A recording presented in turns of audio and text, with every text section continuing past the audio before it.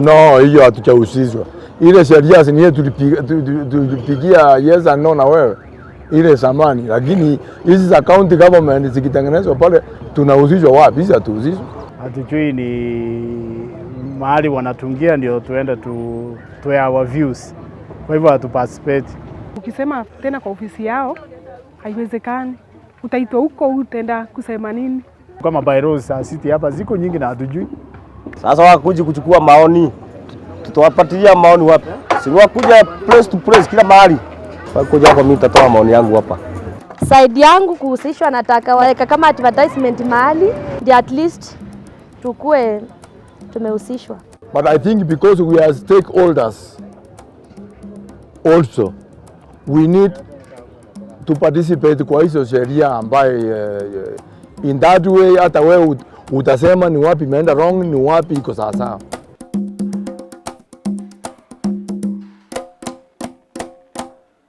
Constitutional and law reform globally is ordinarily a function of two phenomena.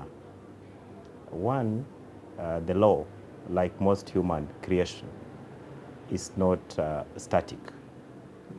It has to develop and grow with the society that it serves. It is a response to global developments, which require that we import these global imperatives into our governance system. You know, principles like public participation, devolution, human rights, electoral reforms, etc. This will require that you have to change your governance system in order to accommodate these global developments. If you look at the Constitution from Chapter 1 to Chapter 18, it is about these global imperatives and how they are domesticated in the Kenyan context. To ensure that law reform or constitutional reviews are not episodic, most modern democracies choose to have standing law reform agencies. Hence, in Kenya, we have the Kenya Law Reform Commission to undertake review, continuous review of the law to ensure that the law meets societal objectives. Kenya Law Reform Commission. Sijawahi kuchukua. Sijawahi wasikia, lakini unajua Kenya ya sasa paka ujue mtu. Mimi siwajui hao. Watu wajui. Kwa hivyo participation ndio hakuna kabisa. The Kenya Law Reform Commission is a statutory body established under the Kenya Law Reform Commission Act of 2013. During the last 5 years since the promulgation of the Constitution of Kenya 2010, the Law Reform Commission has been working with other agencies, especially the ministries, the various government departments and agencies, in coming up with the legislation required to implement the Constitution. We decided to get into a collaborative process to develop this legislative process guide, which we believe will go a long way in creating capacity to our legislatures, policymakers, legislative drafters, and even teachers and students of law to understand new ways of promoting legislation in accordance with the new constitutional dispensation. There would never have been a better time of educating and interesting Kenyans on the legislative process in their country than availing this guide to them for purposes of proper understanding. Many people do not understand the legislative process in this country, and therefore it was very, very important that the Kenya Law Reform Commission comes up with a guide which takes them step by step as what is required when you are legislating. So that was very critical especially for those who are coming in for the first time. And even Kenyans in general, they really need to understand what the process is.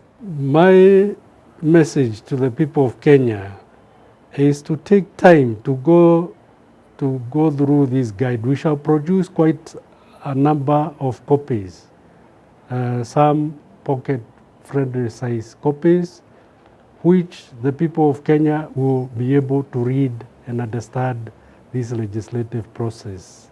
For majority of Kenyans, lawmaking and policy making generally remains a very elite process. Most of the time, there is very minimal involvement or participation of what you would call the common mwananchi in the country. There's been, because the constitution currently requires that lawmaking should involve the participation of the common people, there's been a lot of focus now in trying to enhance public participation on lawmaking and policy making generally. This tool has been written in a very simple manner.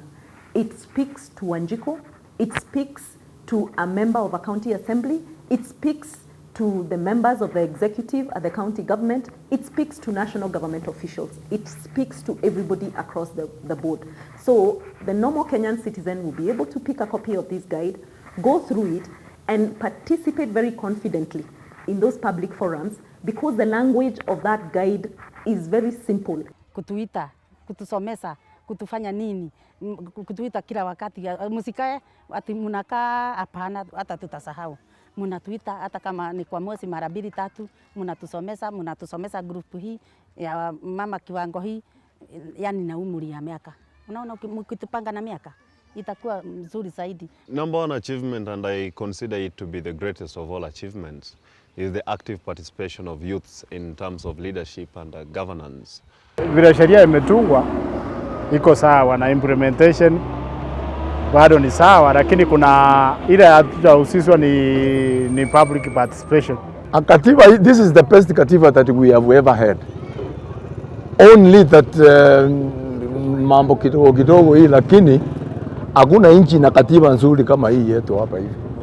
We wish to acknowledge and thank IDLO, that is International Development Law Organization, and Ahadi Kenya, who have contributed substantially in way of financial resources that were required to implement this project.